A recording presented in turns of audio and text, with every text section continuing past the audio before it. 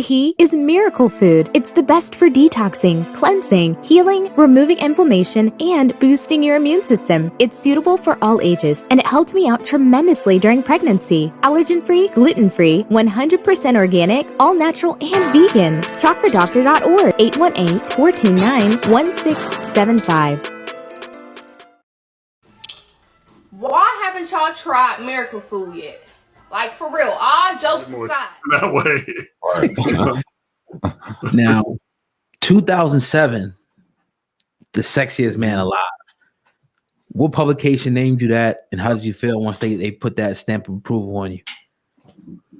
That was People magazine. I was surprised. I was like kind of, I was like, that happened like a week or so before my 30th high school reunion. So I didn't know if they were trying to do that to say thank you, or it was real good timing. I could roll up there, and do that. I'm not used to, that kind of attention. That's not part of my, people, I wouldn't say sexy, before then. I would have never said that. No one, I don't think, would have said that. But, it didn't feel bad. How many doors did that open for you after that? I mean, People magazine is obviously huge.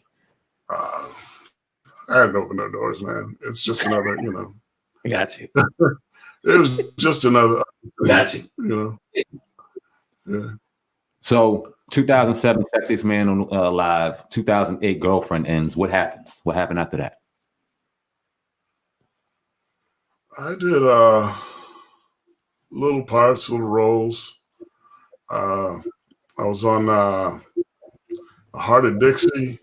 I did like 9 episodes of that. And First Family, I did an episode or 2 of that. And, just around town, like Criminal Minds and NCIS, parts like that.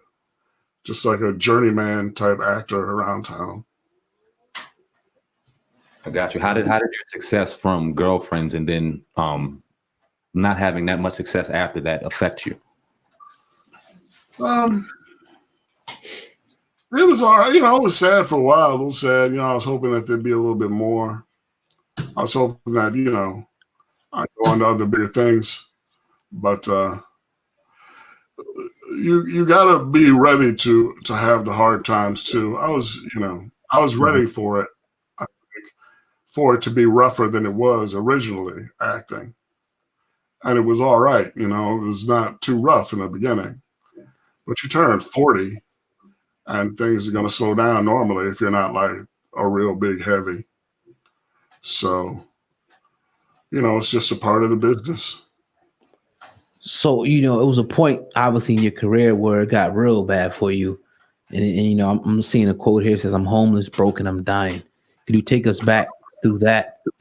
Take us back to that time in your life where you sort of fell from grace?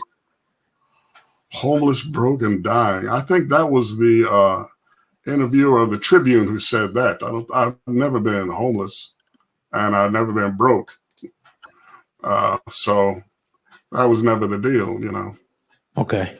The woman talked to me for 2 hours about my life, and I told her, and the only thing she could come up with was Reggie says he's homeless, broken, dying, which wasn't true. Okay. Glad you cleared that up. So why did they go with that? Why did they take that out of a 2.5 hour interview, like I said, and make that the headline? Like,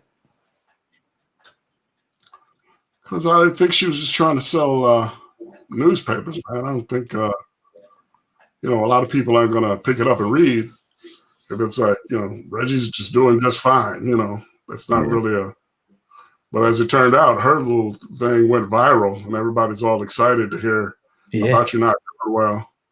And, sorry to let you know, but I am just doing just fine. That's all. Good. So why let something like that, if it's not true, let it grow and fester? And now people starting to think that it's true. Why let that just stand there and not take any action against that individual? Well, what are you going to do? I mean, you're not going to run out there and attack and confront everybody who tries to reprint it. I just let it go. Hopefully they would just die a death. I think it has. It doesn't matter.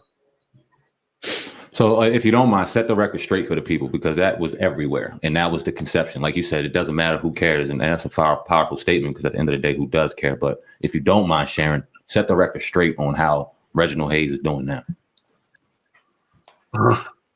I'm doing fine. As far as my health is concerned, I have congestive heart failure. But I've had that for 7 years, you know. I've got on medicine. I see a doctor regularly, and I don't have any symptoms. But, you know, that weekend, I think it was 116 degrees out in the valley. Dang. And the air was orange from all the smoke and flames, and I had a hard time breathing. Right. And I went to the hospital, and that's when she called. That's the But right now I'm on, right now I'm on Black Lightning on the CW. I couldn't really talk about it before now, but now it's premiered, so I can talk about it. So that's where I'm working now. Go. You know, I play Mayor Black on Black Lightning. Word. How did you get that call, and how did that go? How's that working on that show? It was nice, man. I liked Atlanta. I go down there. You know, I was down there for a few months and shot it. It was good, you know, getting back on a regular schedule of a TV show. But, you know, I got a call. They wanted to know if I wanted to read for the part. And I did good, you know, so that's all she wrote. Word. Anything in the future we can look forward to as far as any roles, anything you might be doing that you want to let the people know about? No, right now, man, you know, it's I get auditions come in and I read for them, and it's yay or nay. That's how it goes. It's a rough business. You know, I'm not like a big name. Yeah. You know. We always we interview a lot of actors and actresses, and we always ask them, you know, especially being Black, we know it's a little bit different going on that role. But have you ever had any roles that they given to you that you have denied or declined because, you know, it might mess with who you are as a person, or mess with your manhood? Nah, you know, I pretty much take any role that somebody's going to offer me as a paycheck, and I'll take it, you know, as long as it's not that offensive, you know. Gotcha. But it's usually Black producers that offer me parts, so they're not really trying to mess with me in that way. You know, they're pretty, you know, they're respectful or whatever. I know. Go ahead. Well, go ahead. I was going to ask you, how was your road as a Black man in Hollywood? We love to ask that question too to a lot of the actors and actresses we have on here, being Black in Hollywood. Like, how was your road? I'm kind of typecast as, you know, I never really played like a heavy guy or like a street guy.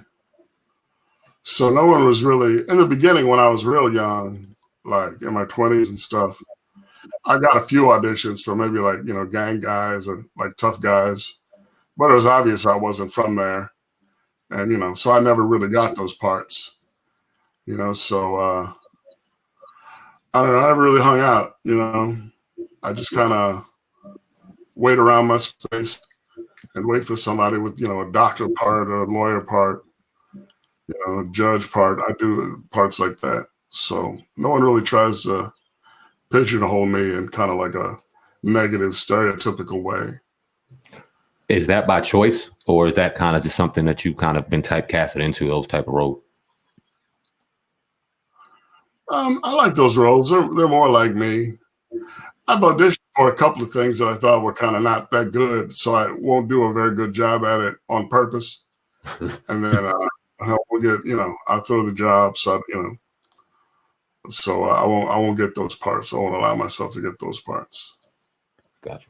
You know, I mean, I would play any part. I think it would be a challenge if they would let me, you know, play like a tough guy, not necessarily like a villain, but a guy from, you know, different circumstances, you know, rougher circumstances. I would like to try that. But in Hollywood, you end up playing yourself mostly, or a guy just like you. You know, you're not going to put on age makeup or like a wig or something and come out and try and act and pretend to be something that's too far away from your reality. So I'm going to end up being kind of like articulate nerd guy, overly educated black guy. Mm. So Now, who are some of the people that influenced you to want to get into acting that you watch? Maybe as a youngster, and say, you know what, I want to be an actor. I guess Eddie Murphy was probably the biggest one. I was 12 when he came out, and I would get in a lot of trouble, like doing what he did on Saturday Night Live and stuff from his albums in class.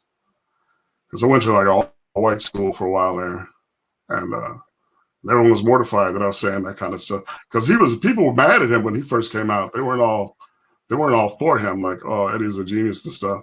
People were trying to shut him down because of he was so like raw, or like he was very